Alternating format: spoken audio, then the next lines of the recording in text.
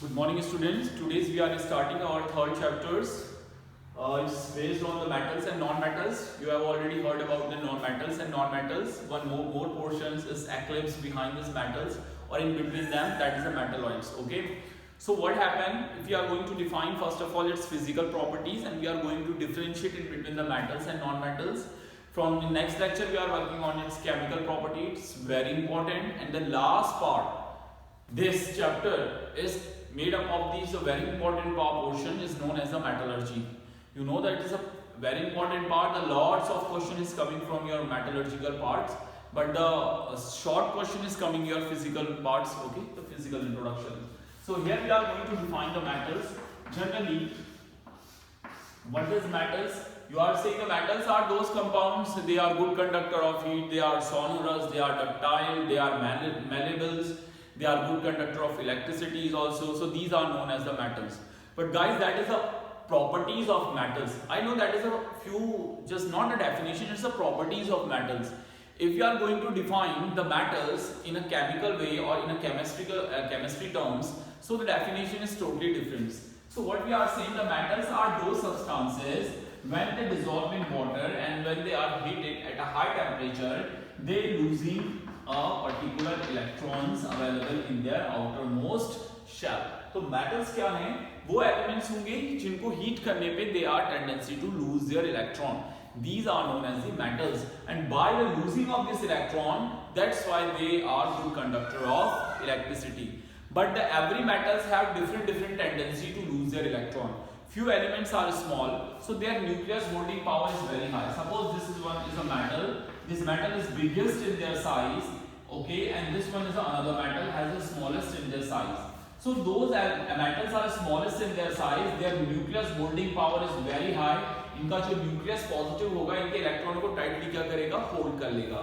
At that time they are not capable to lose their electrons, so they are a bad conductor of electricity. But what happens if the size of the metal is bigger, so its distance between outermost electron and nucleus is very high. जो बाहर के outermost shells का electron और nucleus के बीच की distance है वो क्या हो जाएगी, ज्यादा. So at that time the nucleus is not able to hold their electron properly. At that time its nuclear force is very less. So at that time the metal is capable to remove its electron easily, and it is a good conductor of electricity. So that is a proper way to define the way of to define the definitions of metals. The metals are those atoms or elements, they have tendency to lose electron and they conduct electricity. They are known as the metals. After that you say they are sonorous, ductile, malleable, good conductor of heat as well as this electricity. Okay, so these are the few properties related to that metals. But what happened, we need to define non-metals also in the same way. In case of the non-metals, just opposite of metals. In case of non-metals, the non-metals have those elements or atoms have tendency to gain electron and always carrying a negative charge. Like to be an example, metal example I am giving you is like sodium.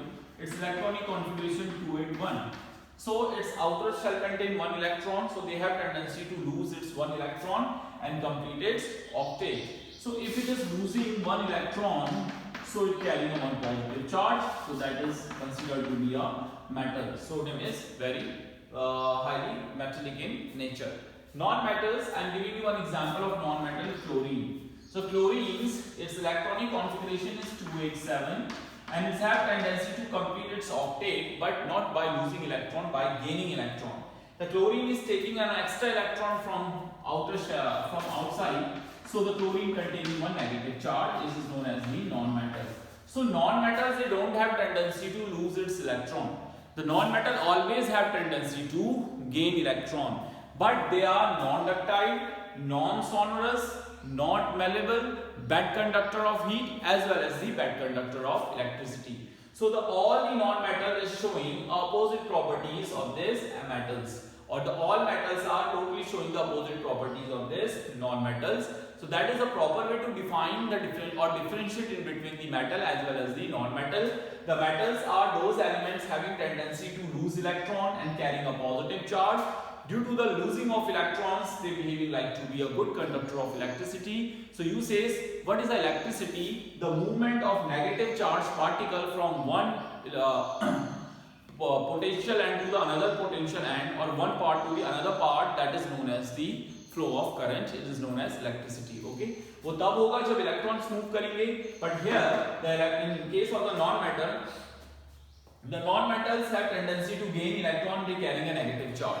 In that case, the electrons are not able to move from one place to the one end to the another end. Why? Because the electron is trapped by this non-metal. They hold by this non-metal. So non-metal is not able to release free electron easily. If free electron is not releasing easily, at that time they are not able to conduct the electricity. The non-metal is capable to conduct electricity when they are available inside the solution in the form of ion. जब non metals ionic form में होगा तो वो water में electricity conduct करने के लिए possible है. But if you are expecting कि they don't donating its free electron, so they are not able to donate its electron, they are only tendency to accept electron. So due to this less losing power of electron, they are bad conductor of heat, bad conductor of electricity, non-sonorous, non-ductile, non-malleable. These are the properties of the non-metal. The third part is eclipsed in between this metal and non-metals, okay, or lying in between this metal and non-metal. This is known as the metalloids. Metalloids. It is a mixture of metals and non-metals. So what are the proper definitions of the metalloids? The metalloids are those elements or atoms available in periodic tables. It lines showing properties of the metal as well as the non-metals are known as the metalloids. So वो elements जो metal और non-metals के बीच की properties को show करेंगे, that is they are known as the metalloids. Metalloids are a good conductor of electricity. Metalloids are good conductor of heat. Metalloids are maybe sonorous, maybe non-sonorous, maybe ductile, maybe non-ductile. It contains both kind of properties like metal and non-metals. Okay. Metalloids example is silicon, okay, arsenic, antimony, okay, germanium. These are very good examples of the metalloids. Okay, so these are the examples of the metalloid. It's showing metallic as well as the non-metallic properties, both kind of properties at the same time. So they are known as the metalloids. So this is our definitions of the metals, non-metals and metalloids, and I am also giving you just few informations related to that most important part of this metal and non-metal. Maybe you heard about the name of the periodic table. Okay, the periodic table is a systematic arrangement of metal and non-metals according to their atomic number and according to their size properties. So if you are going to study about the periodic table, in this periodic table they arrange all elements according to their atomic size and atomic power and their atomic number. So this is a periodic table. Inside the periodic table more than 118 elements are there, in which the 80% element part is covered by the metal. It means your periodic table having 80% metals and your periodic table have only 22 non-metals. 22 non-metals. आपकी periodic table में at least 80% metals हैं और उनमें से जो 22 हैं वो क्या हैं? Non-metals हैं. But the 80% metal is useful, but non-metals are more useful comparison to this metal. Okay, जो non-metals होते हैं उनका सबसे ज़्यादा use होता है comparison to this metals के. Metals are only generally using to conduct electricity, but non-metal is generally useful for our life. Just I'm giving you example. So our next topic is importance of metal as well as the non-metals. The first one is importance of non-metals. Importance of non-metals, I am giving you example. First of all, carbon. Carbon is a non-metal. How we identify the carbon is a non-metal? Because अभी मैंने बोला non-metal have tendency to accept electron. So the carbon have both tendency, they losing as well as gaining at the same time. So that's why the carbon is not containing +4 or as well as the -4, because the both things take place at the same time. So it's donating as well as accepting the electron. But why generally it is a non-metal, okay? Because its size is very small, they have more tendency to gain electron. Carbon is a very important part of our body. The human body as well as the plant body, living and non-living, all made up of the carbons. Okay, if you burn any plant or an animal body, they liberating a black color fumes. What does it mean? It means that body is made up of a black color substance that is known as the carbon. And when carbon start burn, they burn by producing a black color fumes. So that's why the carbon family is known as the carbohydrates. What is the meaning of the carbohydrate?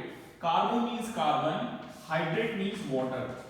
Those compound is made up of water as well as the carbon is known as a carbohydrate.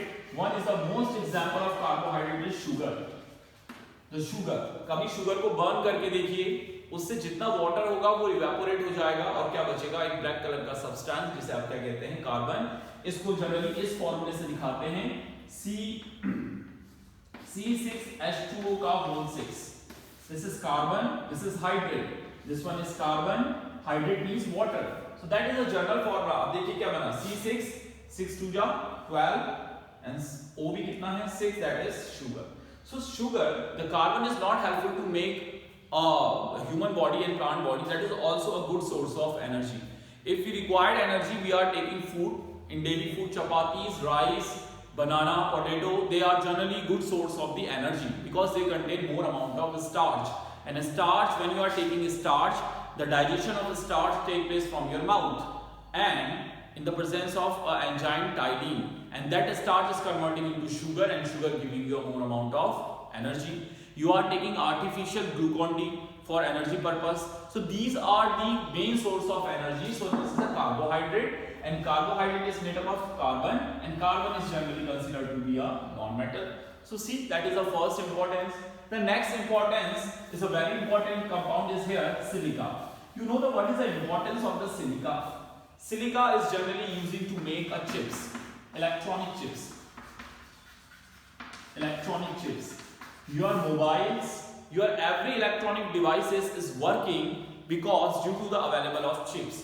You are using that pen storage device, okay, storage data devices. Generally pen drive, they contain a silica. The silica is a good conductor of electricity. They easily decompose their bond and produce free electron.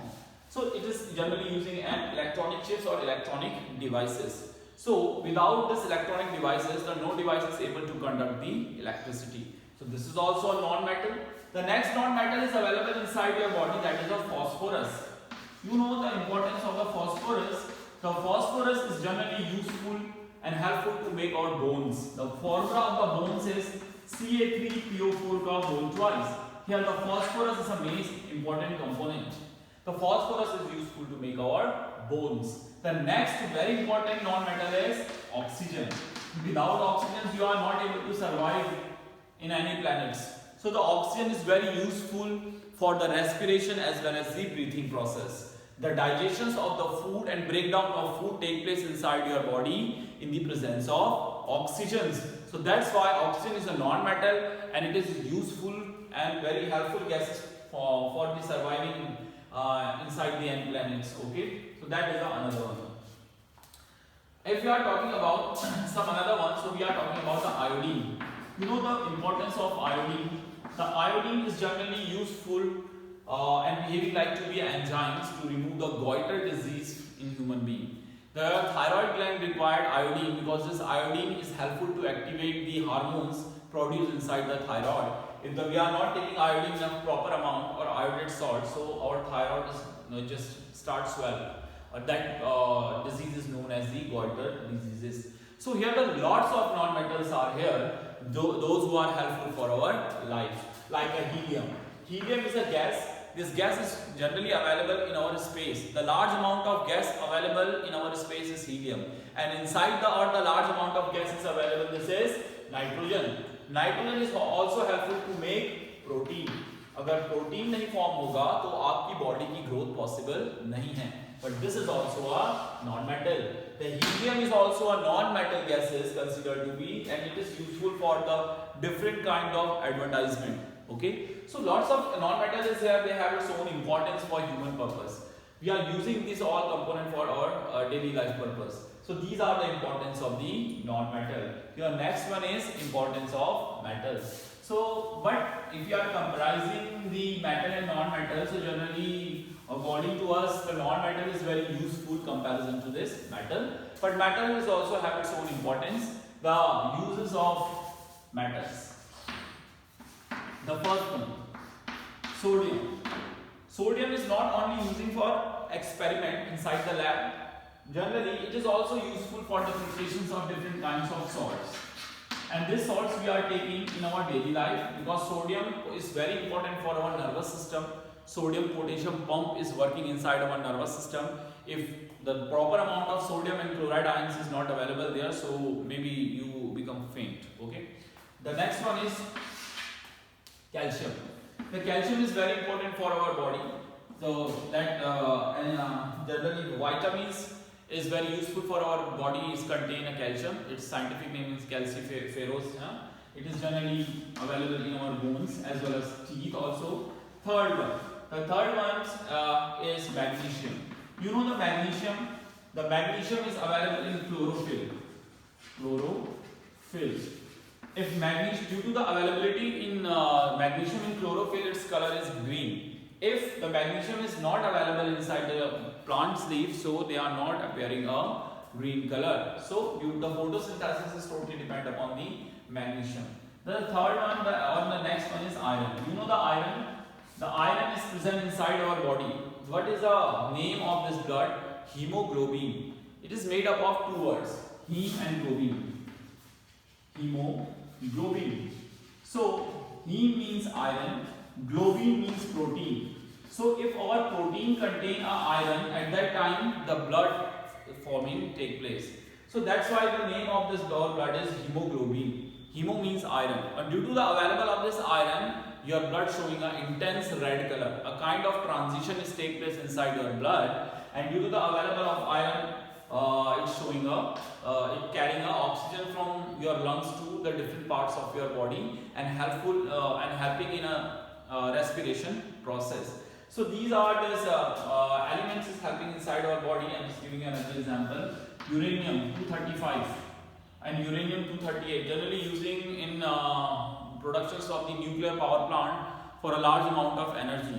At that time the black gold, generally known as the coal, is totally disappearing from our earth. So that's why the another source of energy is uranium. And the another one source is polonium, and the another one source is plutonium. So these are heavy metals, is helpful for the productions in electricity, okay, or in power plants generally. Some other elements or metals are also have its own importance. So the metals and non-metals are generally useful for our body. Okay, so these are the importance of metals as well as the non-metals. Then we are talking about the difference in between metal and non-metal, and we are going to describe its properties. अब देखिए metal and non metal में describe भी करते हैं और साथ साथ क्या करेंगे, डिफरेंशिएट भी करते हैं. So first of all we are talking about the metal and then we are talking about the non metal. Metal and non metals में डिफरेंशिएट्स कर देंगे और इसकी की प्रॉपर्टीज भी डिफाइन करेंगे. Generally first of all the metals are generally hard and non-metals are generally soft. That is the difference, first difference. Why the metals are hard? In case of the metals, the large intermolecular force are applying in between two atoms. But in case of the non-metals, then generally the metals are solid and non-metals are gases. Okay. So due to the availability, the non-metals are gases like chlorine, oxygen, nitrogen. They have vast intermolecular difference in between them and less intermolecular force. So that's why they are soft, because air is soft, air is not hard. Because due to the large amount of intermolecular space in between them, that's why the non-metal is soft. Second, the second property is The metals are sonorous. Sonorous means, and they are non-sonorous.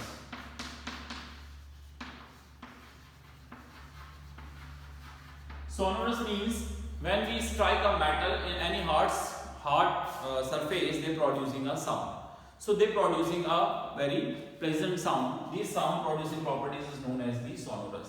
Why the metals are capable to produce sounds? Because they are hard. Any hard material is strike in the another hard surface, their vibration is take place. And when the particles of the solid is vibrating, they producing a kind of waves. This is known as the sounds.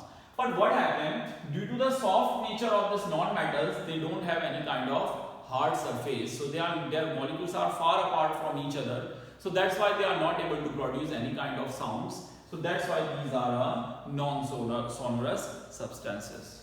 Okay. Third one is malleable. Malleable means converting into thin sheets, but these are non-malleable.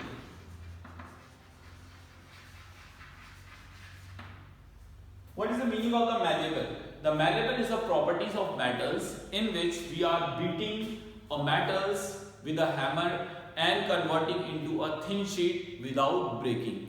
ये terms लगाना जरूरी है, without breaking of metals. So the capability to convert a metals into a thin sheets with the help of hammer by beating a hammer and without breaking it, जो metals जो होते हैं वो पतली sheets में convert कर दिए जाते हैं beat करके. So that properties is known as the malleable properties. Okay. But what happened? The non-metals are gaseous state, so they are not easily beatable, so they are not malleable in their tendency. The first one, ductile. Ductile, and these are non-ductile.